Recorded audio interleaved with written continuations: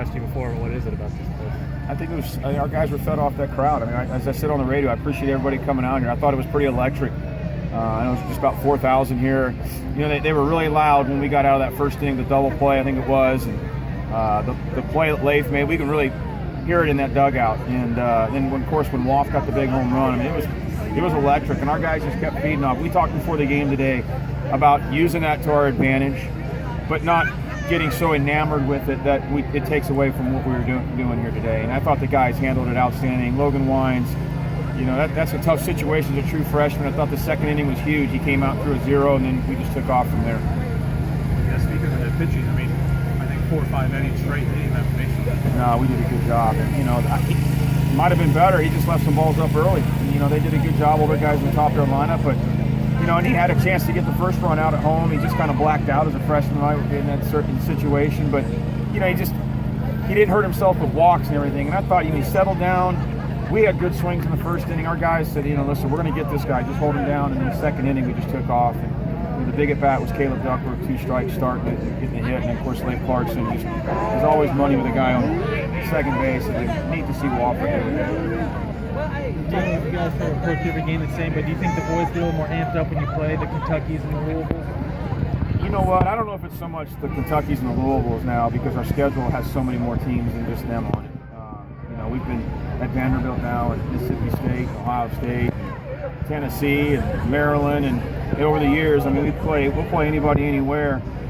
Sure, I'd be lying, Andrew, if I told you the in-state guys.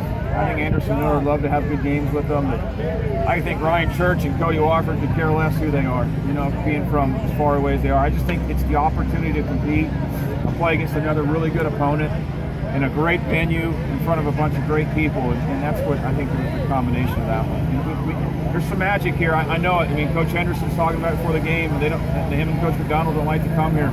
I appreciate them doing that because it's great for college baseball.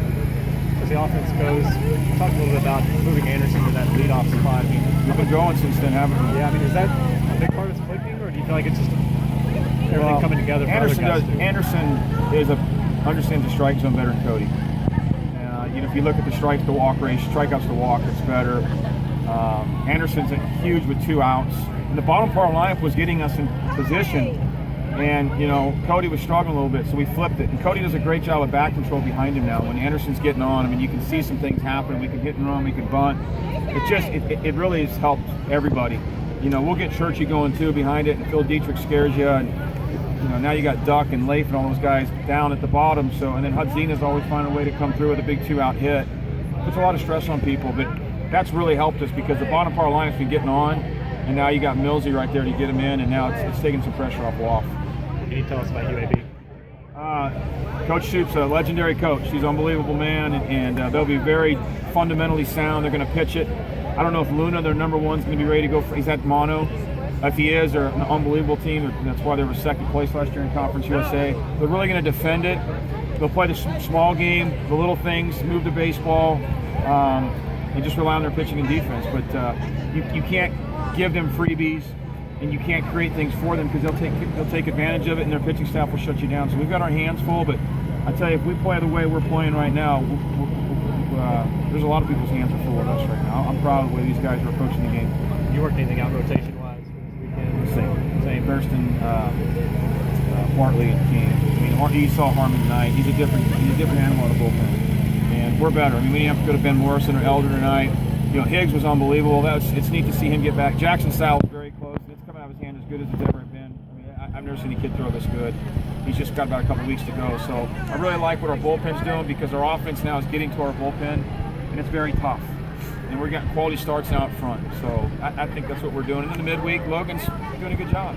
And we'll staff it and go from there. Anything else? Thanks, guys.